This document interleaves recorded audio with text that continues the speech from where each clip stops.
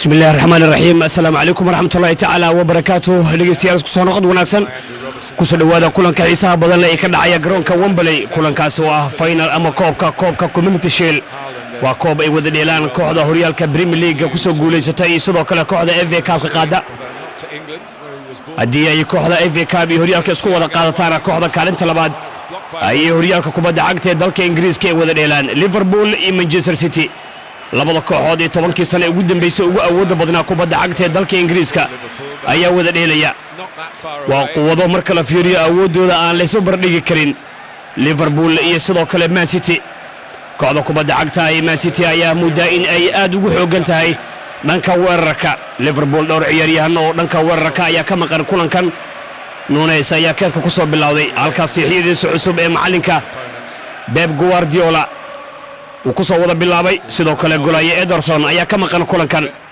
kubadaas waa ay ka baxday kooxda kubadda cagta Liverpool Andrian ayaa lagu soo bilaabay ka uu taageerayaasha Liverpool ay u arkaan shar aysan ku qaadi karin koobkan weyn ee qiimaha ugu fadhiya waa koobka kaliya ee Jurgen Klopp uusan weligiis ku guuleysan marka la fiiriyo oo kubadda cagta ee dalka Ingiriiska wararkii ugu dambeeyay ee suuqa kala iibsiga kama marna Ronaldo aad ayaa loogu hadal hayaa in uu kooxda ka dhaqaaqi doono inkastoo sifo sharci oo dib ugu soo laabtay hadii uu soo laaban bishaaraadkiisa ay kooxda ay qalalaasi ay gali doontaa uu ku qasbanaa inuu dib ugu soo laabto xarunta tababarka ee kooxda macalinka Man United jixinjix muusan samaynin waa laga dhaliyay gool Arnold goolkii koowaad inta Ronaldo falanqeynayna durbadiiba Arnold aamus ayuu yiri gool ever Trent Alexander-Arnold Liverpool gool ever in the Community Shield. Well, a couple of big switches of play.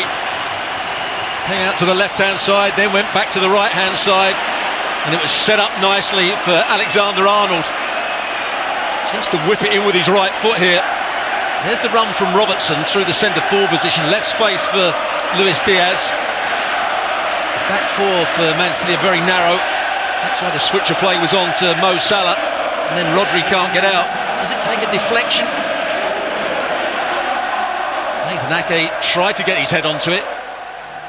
gool ever ay noqotay ciyaarta kooxda kubadda cagta ee Liverpool ayaana hoggaanka ciyaarta qabatay kubadda daciifa oo aan xoog badnayn ayuu Trent Alexander-Arnold 23 jirka reer England ee daafac midig ka ciyaara kubadda uu ka soo shaqeeya Salah oo Thiago Alcantara iyo Diaz isku soo dhufsadeen ayuu ciyaaryahankan ugu dambeeyna shabaqa u dhexdhigay gool ever ayna tagtay ciyaarta gool ever ay tagtay ciyaarta oo kooxda City ayaa hoggaanka ciyaarta laga qabtay City ciyaarta hoggaankeeda waa laga qabtay taageerayaasha Liverpool ayaa aad u dabaaldegaya waa koobka kaliya ee ka dhiman qasnada Liverpool oo Jurgen Klopp uusan qaadin caawa ay leeyihiin koobkan waa inaan qaadnaa caawa waa inaan koobkan qaadnaa ay leeyihiin kooxda kubadda cagta ee Liverpool taageerayaashoodu waa koobka kaliya ay ka dhiman uusan qaadin macallin Jurgen Klopp Jurgen Klopp waa koobka kaliya uusan qaadin abidkiis intuu joogay kooxda Liverpool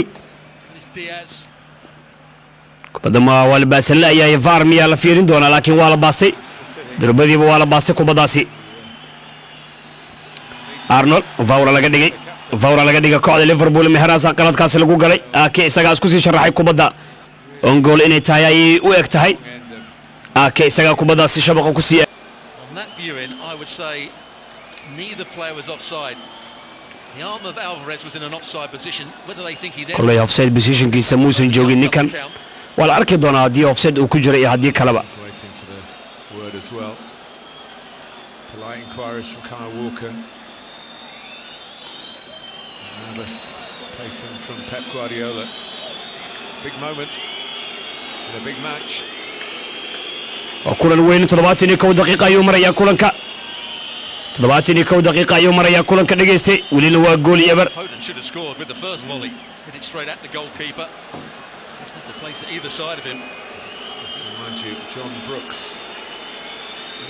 isbitaalka Sayf ayaa waa kan wili go'aan ayaa laga gaaraya ciyaarta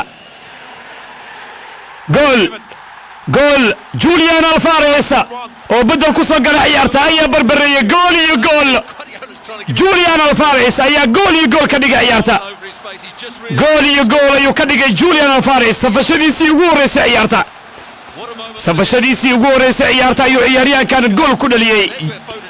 Phil Foden ayaa kubaddaasi soo qabtay, laakiin ciyaaryahankan ayaa kubaddaasi dhaliyey. bal eeg, Julian Alvarez ayaa ciyaarta ka dhigay gool iyo gool. waa safashadiisii ugu horeysay ciyaarta. safashadiisii ugu horeysay ciyaarta ayuu ciyaaryahankan gool ku dhaliyey. Julian Alvarez waa goolkiisii ugu horeysay uu kooxda u dhaliya kulan rasmi ah. isbitaalka sayf ayaa loo taabagelinaya kulanka Liverpool iyo Man City. Alvarez 70 daqiiqo ayuu gool u dhaliyey. 70 daqiiqo ayuu ciyaarta gool ka dhaliyey. Saalax wuxuu la hadlayaa ciyaartoyga da'da yar ee bedel ku soo gali doona ciyaarta. James Milner, Henderson waa u baxay, sidoo kale Trent Alexander-Arnold ayaa baxay. Henderson, Alexander-Arnold iyo waxaa la bedelay Elliot iyo Milner ayaa bedel ku soo galay. Kevin De Bruyne ayaa sidoo kale baxay. Gundogan ayaa bedel ku soo galay. isbitaalka sayf wuxuu ku sameynayaa qaliimo lacag la'aan ah.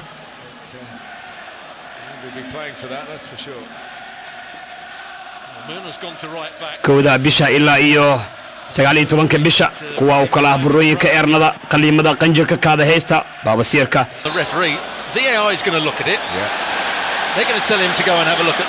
VR ayaa laga yaabaa in garsoorka ciyaarta uu soo fiiriyo. waa kan VR ayuu soo fiirinayaa.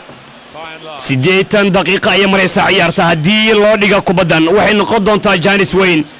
Diaz ayaa qaladkaasi galay. VR ayuu soo fiirinayaa garsoorka ciyaarta.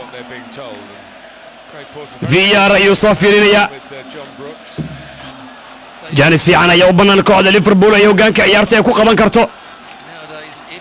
Julian Alvarez goolkiisa. Mohamed Salah ayaa caawa hoggaanka ciyaarta siin kara. hoggaanka ciyaarta haddii rigooradan u dhaliyaa. way qaadi doonaan koobka. waxaa dhiman oo keliya 8 daqiiqo. 8 daqiiqo oo qura ayaa dhiman. ciyaarta. waa kan Salah beautiful, 2 gool iyo gool. Liverpool 2, Manchester City 1 in the closing stages of the Community Shield.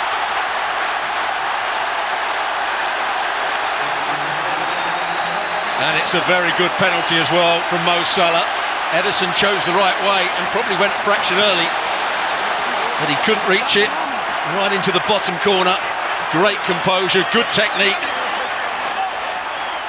What a chance for Liverpool to win this trophy now. Yeah, it was a very good attempt to save it. It was too good for Ederson. 2 gool iyo gool ayay noqotay ciyaarta. 2 gool iyo gool ayay noqotay. kooxda kubadda cagta ee Liverpool ayaana hoggaanka ciyaarta qabatay.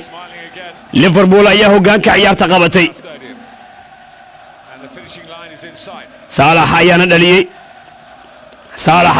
goolka. gool rigoora ah. Kulub waa koobka kaliya ee ka maqnaa. ugu dambeynna gacanta ayuu ku dhigayaa caawa. Kulub koobka gacanta ayuu ku dhigayaa. 2 gool iyo gool. halaan lacagtiisa waxaad moodaa in khasaaro badan ay dhalisa caawa.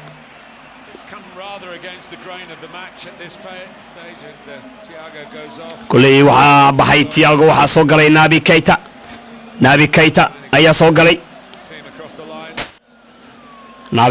soo galay. Liverpool koobka kaliya ee Jurgen Klopp uu ka maqnaa waa kan. 5 daqiiqo oo qura ayaa dhiman ciyaarta. 5 daqiiqo. Carvalho to Mo Salah to Andrew Robertson for Nunez. 3 gool iyo gool.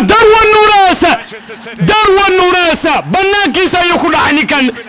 3 gool iyo gool. And the biggest blow of all to the champions comes deep into stoppage time. And after 16 years, Liverpool are going to get their hands on the Community Shield. Stuart Robson. Well, you have to give credit to the player that started it all off, and that was Mo Salah down the right-hand side. It's a lovely ball played over the top. How many times have we seen Robertson get forward from that left-back position? They win the ball back there. Carvalho doesn't go past his man, sets up Mo Salah, and what a good pass this is. inch perfect over the top. waa tahay kooxda kubadda cagta Liverpool 3 gool iyo gool Nunez kulli waa isku dhamaatay. Darwin Nunez waa ka soo baxay balantiisa. waxaad moodaa marka koobkii dhiman hadda kadib saaxiibkay Seeraar ayaad moodaa in koobka iyo dabaaldegiisa uu isku diyaarinayo isaga raba inuu ku wareejiyo. aad u mahadsantahay Cabdulla Xasan Baliil. waa tahay saaxiibayaal waxaan dhammaystiri doonaa daqiiqadaha yar ee ka haray kulanka kooxda kubadda cagta Liverpool iyo Salmada naadiga Manchester City 3 gool iyo gool.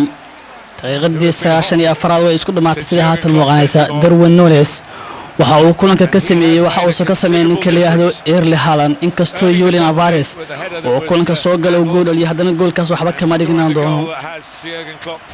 Mohamed Salah ayaa ciyaarta laga saaray waxaana soo galay daayirka Ingiriiska Curtis Jones kaasoo ciyaari doona 3 daqiiqo kulanka ka harsan maadaama ciyaartu ay marayso 94 daqiiqo. Liverpool 3 gool iyo gool ayay waqti xadirkan ciyaartu ku hogaaminaysaa. Darwin Nunez ayaa goolka saddexaad u dhaliyay kooxda kubadda cagta Liverpool kadib caawin cajiib ah oo ka helay ninka la yiraahdo Andre Robertson. si walba ciyaartu waa 3 gool iyo gool. Manchester City caawa sidan ayaa looga